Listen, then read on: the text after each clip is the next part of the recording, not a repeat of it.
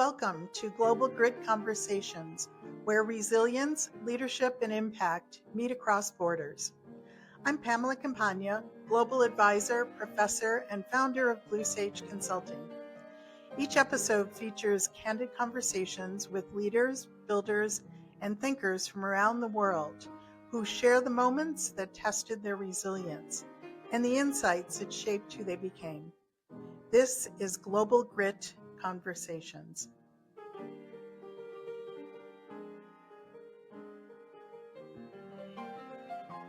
Hi everyone, my name is Asil Abutarbouche. I'm the marketing assistant here at Blue Sage, and today we're going to be speaking to Pamela Campagna about how she started the Global Grit Conversations podcast and kind of her vision going forward with this. So welcome, Pamela. How are you doing today? Good, Asia. Thank you. How are you? I'm good. So for anyone that's tuning in for the first time or is new here, could you kind of describe who you are and what you do? Sure. So thank you for taking over my seat and turning the tables here a bit. I'm Pamela Campagna, and I like to call myself somewhat of a convener, and I'm someone who likes to create conditions for learning, for connections, for transformation. And that is how I describe myself. I come out of industry, having started my career in technology companies, and following a decade or so of that sort of work, I started my own consulting firm, Blue Sage Consulting, in 1997. And around that time, I also started to teach in higher education.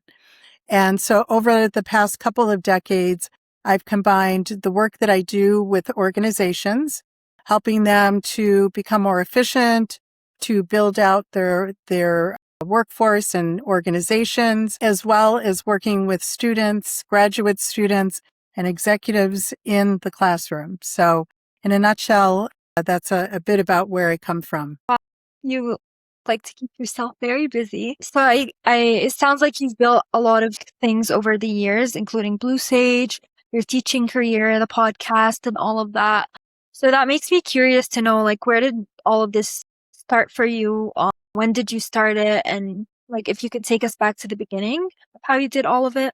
So that's a great question. Where did it all begin? I guess for me, I would start in 1997, which was the year that I started my journey, I guess, as an entrepreneur, although I never really thought of myself as an entrepreneur, but I had been working in technology companies and had learned a lot about marketing and sales, training, business development, essentially all of the functional areas in an organization, and had been, I think, pretty successful doing it. I enjoyed it quite a bit.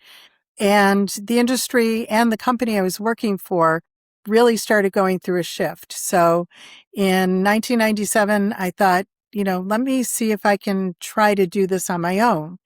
And that was where my consulting journey started. And it really started with the idea of believing in myself and my abilities, the curiosity of learning what it meant to be a consultant. I had an idea, but I wasn't really sure. And so I taught myself. I learned from other consultants, and I started to not only practice consulting, but I also built a business consulting practice. And so I built a business as opposed to consulting on the side, as many people do. Really formed an organization around my passion for consulting. And at that same time, as I mentioned, that was when I started teaching. And again, another one of my passions, very curious. I'm a lifelong learner, but I had never had the opportunity to be in the same classroom week after week teaching a class because my schedule is just very uncertain. So that's kind of what I would say, that's where it all began. So you started Blue Sage, you built it. What were kind of like the early days? What did those look like? And was there anything that was surprising or something you did not expect or did not know about, like starting your own business or something of your own? Everything. I mean, when you think about starting your business, it's about starting the entity itself. So the structure of a business, how do you incorporate? Do you have office space? Do you build a staff? Are you an individual contributor? What sort of team do you need? Finance, legal. So there's the infrastructure part of building a business.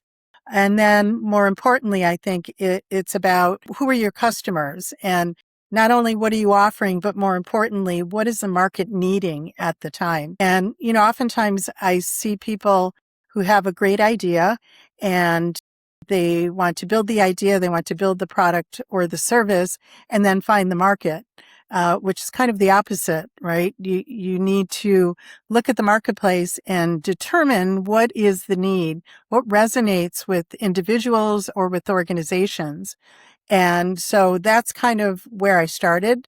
But that lesson of don't start with what you can do and what you can offer. Instead, start with what does the market need? What do individual companies need? And then look at what can you offer? What are your skills? And then match those in a certain way. And I guess looking back now, it's going to be 30 years since I took that leap. At the time, I didn't really think of it as a leap. It was, for me, just a natural evolution of saying, I have these skills. I think there's a market need. There is demand for what I can do. And so now I need to figure out how to make that happen. Okay. And after 30 years, like now, is this what you imagined Blue Sage would be, or is it better? Is it just different? What do you think? Oh, it's very different. Every year has been different. And I was thinking about today's conversation a little bit earlier.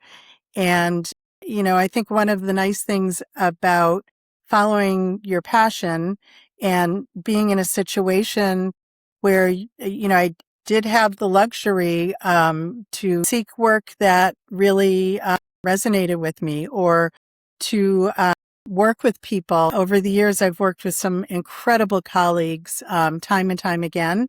I've worked with some amazing clients as well. And that was part, the relationship building was part that I hadn't really thought about, but now looking back on it has been truly valuable is, the network, the personal relationships, the business relationships. But, I've also changed as a person from those early days to now. And the evolution of Blue Sage has kind of shifted, of course, with my personal evolution. So it started off as a business management consulting firm, doing a lot of work with tech companies in marketing, product management, sales, development.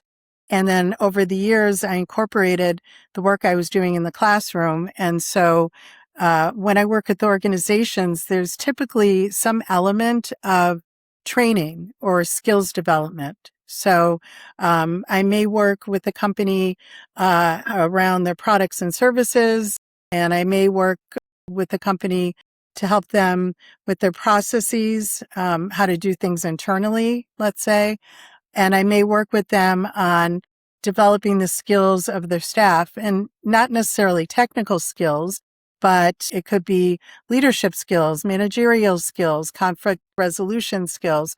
And so those combined, they kind of evolved over time. So my traditional consulting work evolved to then incorporate the educational work that I was doing. And most recently, probably the past 2 or 3 years, I've come back to my technology roots and I've been doing a lot of work around AI integration. So working with leaders and teams in organizations to really understand how can technology be used to automate or to augment or to transform different parts of how people work and how organizations operate. There's so Okay.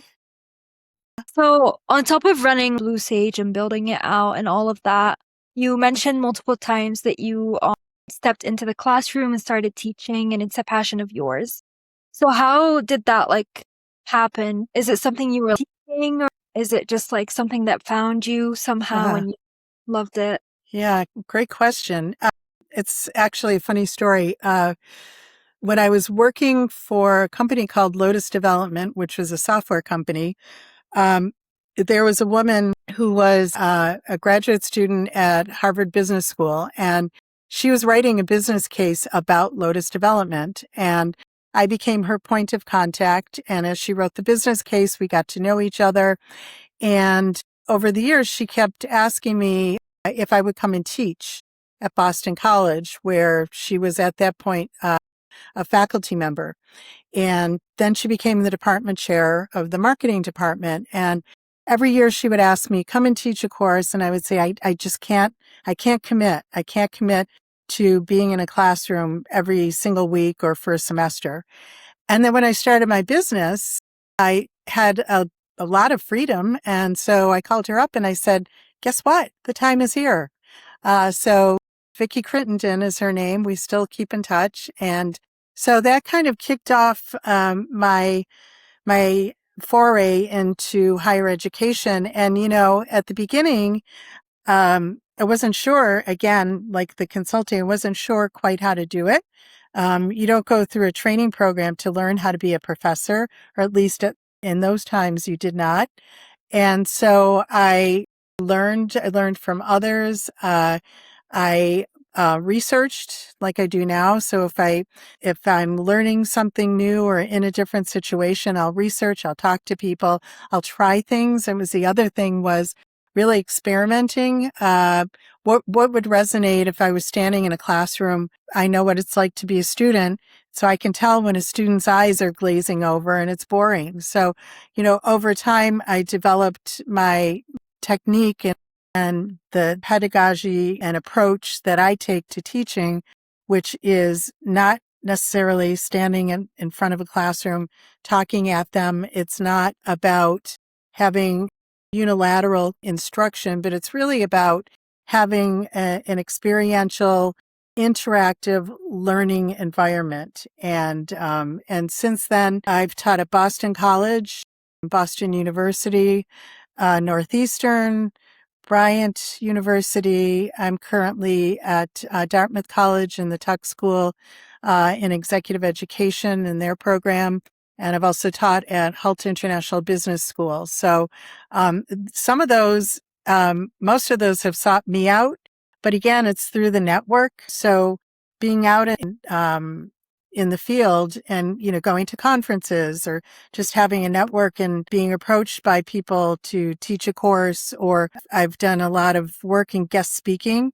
And, you know, that's kind of what we do in the educational industry, I think is, you know, we try to learn from each other. So I've always sought that out. And going to conferences, probably the past 5 years, speaking at conferences, which is something that I always thought, ooh, I don't know if I could do that. I mean, I'm happy with speaking, but it's a different audience. And so I've had a couple of my colleagues the past several years, we've collectively gone and spoken at the Academy of Management conferences. So we have one coming up at the end of this month. And that's just been a really, it's been fun, number one, to collaborate with colleagues and then just to get so much out of it. So that's what started my journey. I'm not sure. Well, I know what's next. I think we'll talk about it, but that's what kind of started it. And I think if you step back and you're open to different ideas or conversations, or you're curious, just asking questions, and then taking advantage of some of the opportunities, like going to a conference or teaching your first class. That's where it really happens. And by the way, you know, taking advantage of things like what you're doing right now. When I first suggested that we kind of switch roles and that you take the seat, and instead of being behind the Global Grit Conversations podcast, that you become the interviewer, that was that was an opportunity for you to learn. So I'm gonna switch for a minute and ask you, how is this like? How do you feel? Obviously, I'm like very nervous. It's my first, I mean, you already said I'm usually on the back end editing or just doing a lot of the marketing content stuff. So it's like different being in front of the camera, but it's fun. I'm enjoying it and I'm obviously learning so much from going through it and doing it. Good. A lot of the things you said about like teaching and your personal experience with that reminded me of a lot of my professors and just like people that I know that are like faculty or in faculty positions, and how they always talk about the relationships you build with teaching, specifically with your students, and how long term that could be. And it kind of made me like look back at the podcast and how you've had guests that are your students. Um, so it made me think about like, what is something that you usually want your students to walk away with other than everything you teach them within the classroom, and how does that like help you build a relationship with them? It's that's an interesting question. I think that there is the teaching of the material, the topic, the subject, the content. But then there's also the teaching of interpersonal relationships. So the courses that I teach, students always interact with each other. They may work on a team. They may work in small groups. They may compete against each other in a simulation. And so it's as much about the material, the content, the subject, as it is about their experience working with other people. So I think that's one thing. I think the other is learning about themselves, learning about their limits, maybe their time management skills, maybe their ability to adapt. I taught all through COVID. Well, pretty much taught through COVID, but it was online. And I think, for a lot of educators, that was a huge challenge. And I mean, not just in education, my clients suffered as well. I had one client that manages a WIC program for the Department of Public Health in Boston. And their job is to go and to meet with families face to face and talk about nutrition and healthcare and food sustainability. And when COVID hit, everything shifted. So having to adapt, whether it's adapting a family that you're meeting with or how you teach a student in a classroom, that's really, I think, something that I hope students come away with is being adaptable. And it means something different for each person. So how you adapt, how you handle change, how you interact with individuals. And then I think another piece is, and so that's, all around self-awareness in many respects.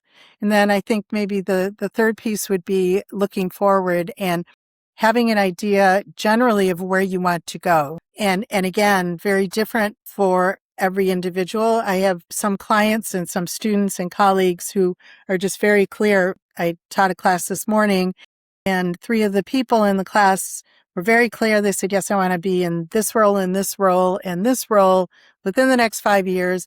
And the others were kind of like, what's wrong with me? I don't know. I know what I'm interested in, but I don't have the answers. So either way, as long as you're moving forward and you have a general sense of where you want to go, and then you take steps to get there. And by the way, getting there doesn't necessarily mean always climbing up the ladder and getting a bigger job and making more money, but it's really about looking at what are your passions, what do you value.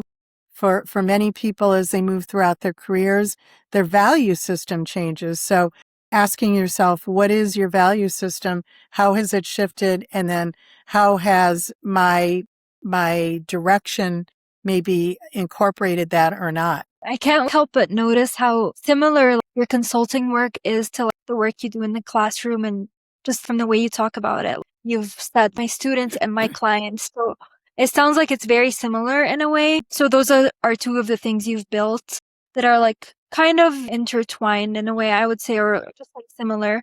And then at some point you decided to add the podcast and build that to everything else that you were already doing. What was the thought behind that decision? Kind of happened. And again, I guess I'm finding a pattern here in your questions. So in about 2 or 3 years ago, I guess it is now, a colleague of mine, Tamara Abdel Jabber from Jordan, she contacted me, and I had done some work with her organization on training small and medium companies in marketing and business development. And so she had contacted me, and she said UBS, the bank, is interested in doing some research around women in the Middle East, and in particular, looking at their relationship with money, with investments, and financial literacy in general. And would you be interested in partnering on this project? And I thought, oh, of course I would. So that led to a really satisfying project, I think, for everyone. We learned a lot.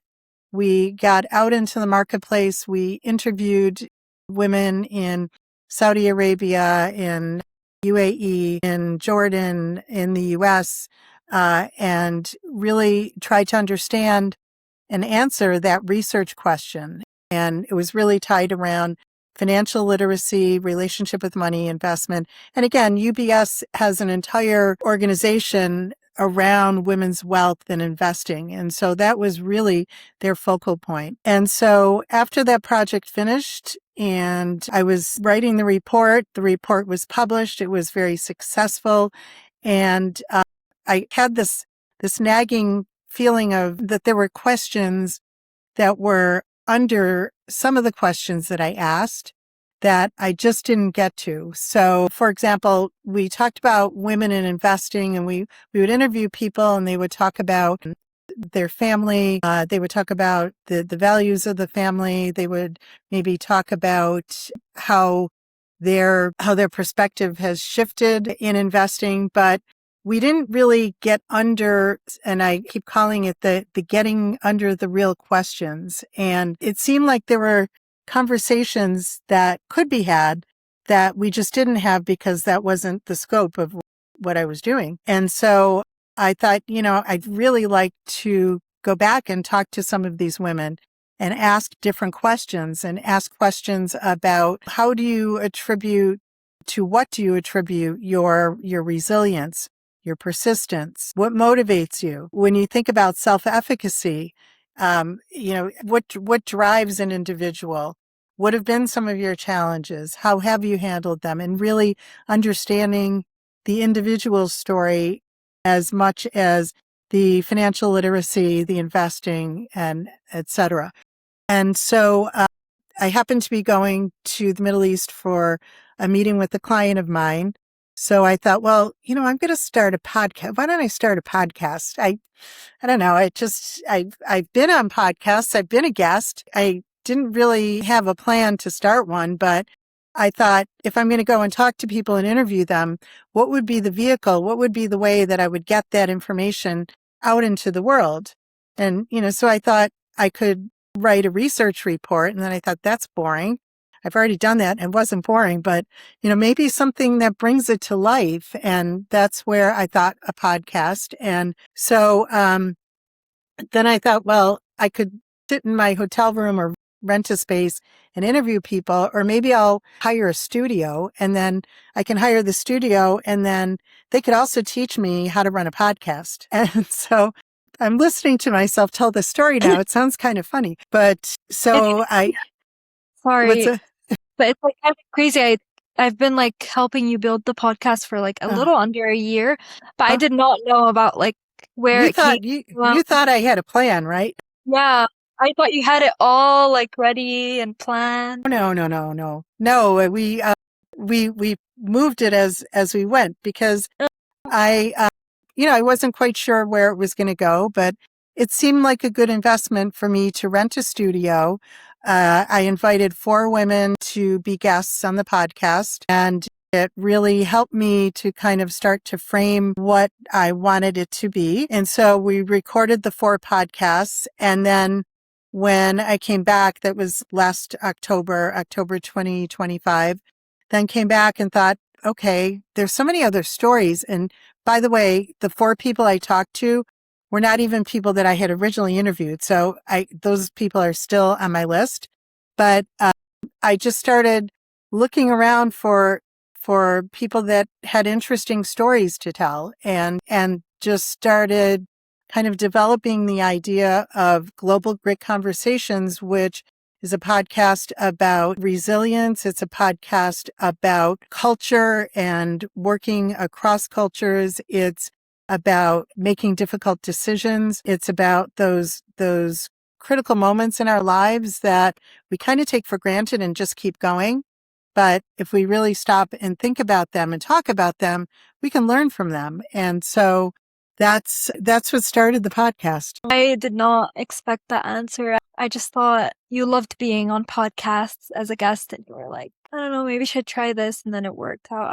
I thought maybe we should try this, but then I wasn't sure if we recorded 4 in the studio, and then should I hire a studio? And so the format, the logistics part, I think was, as you know, a learning curve, figuring out the technology and doing it professionally, doing it in a way that was authentic too. And, this is about bringing real stories out into the world. And I think you and I have kind of gotten that down to a science now. The format and the conversations have developed throughout this first season. So we're finishing up the first season, having published 12 episodes, and we have almost all of next season already recorded. And so I think that you learn as you go and improve as you go and get feedback. And now I'm really looking at how do I engage people in conversations with, conversations, and build a community and tie that to some of the educational work I've done and some of the consulting work that I've done. And so kind of framing that as the next thing. So the name Global Grit, does it come from like something specific or personal to you, or did you just kind of come up with it on a random day? And yeah, I think for me, grit it's really distinct from resilience. It's about navigating inflection points. And, again, throughout our lives, the inflection points look different. If we're a student graduating from university, or someone in the middle of our career, or someone looking at our legacy in our later years. So my framing of self-efficacy is kind of moved to grit, as I said, distinct from resilience, and looking at the different inflection points in our lives. And it's really specifically paying attention to and looking backwards and learning from our lived experience. And the fact that it's cross-cultural. So the conversations that I'm having and the work that I do always crosses cultures. It doesn't necessarily mean that it's outside of the US, but when we think about culture as being country to country, that's one thing, but it can also be organization to organization. And if you think about cultures within organizations, navigating that is just as much of a challenge. So obviously the global aspect of all of this is having guests from all over. And that's why we record digitally. So you've had a bunch of very cool conversations with different people from all over. Was there a specific guest or moment within one of the conversations that genuinely shifted something in you?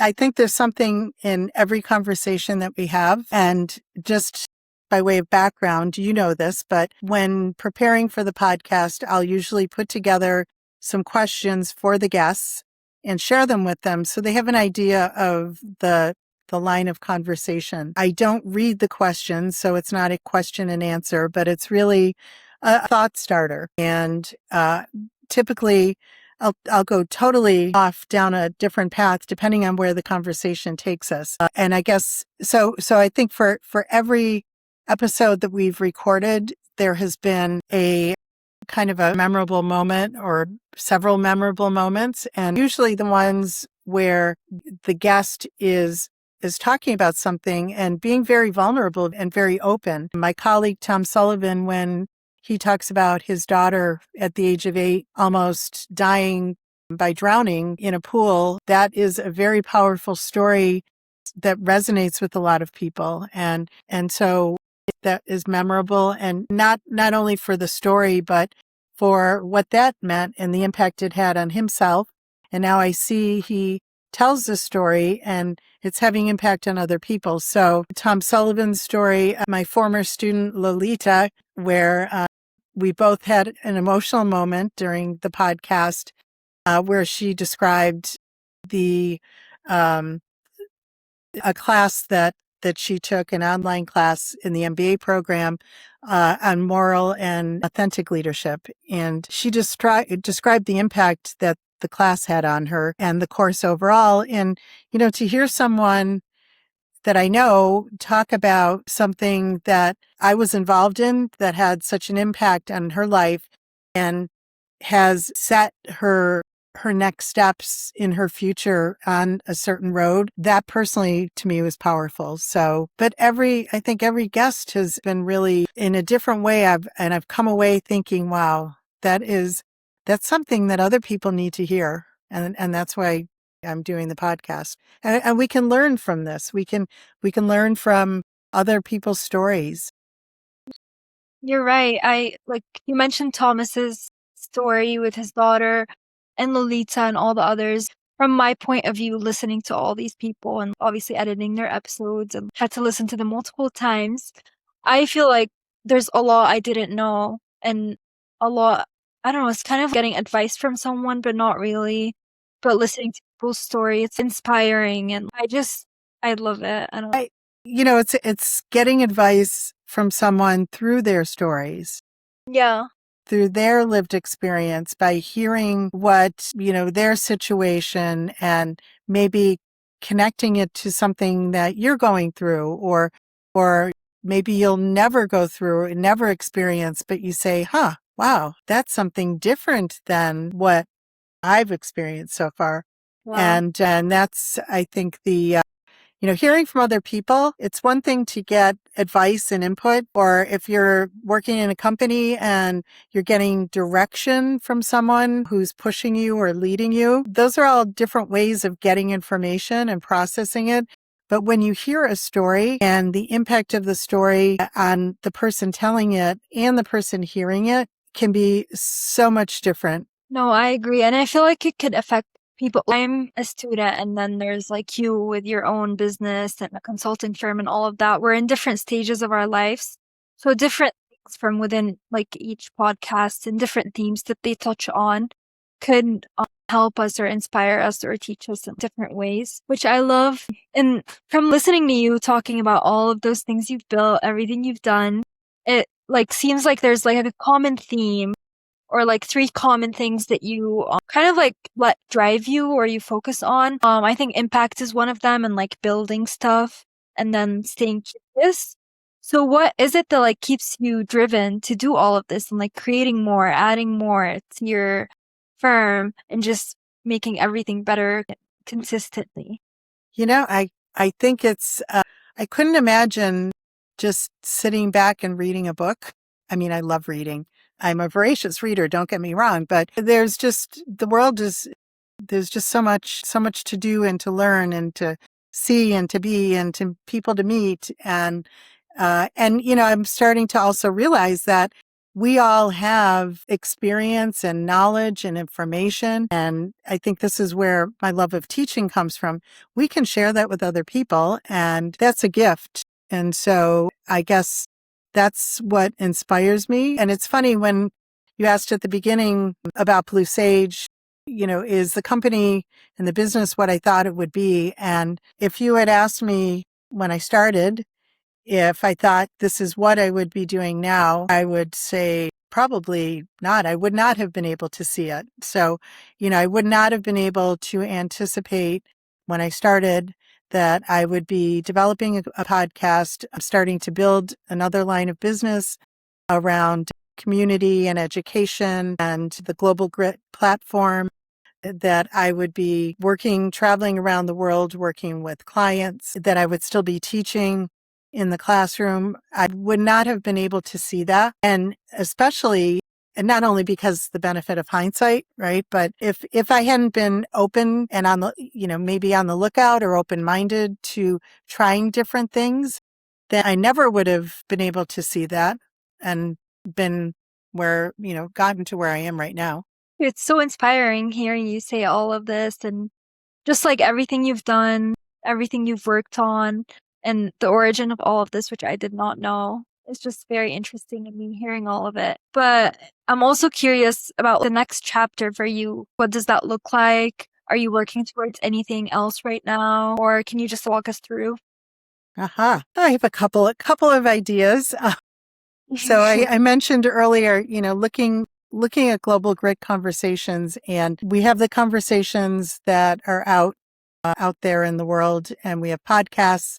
It's on Apple and Spotify and YouTube and Amazon, easily accessible. And, there's so much to learn from each of those conversations. So I'm looking right now at a model for taking the lessons that are buried in each one of those conversations and then connecting those to some of the work that I do in the classroom and then bringing that to a larger audience.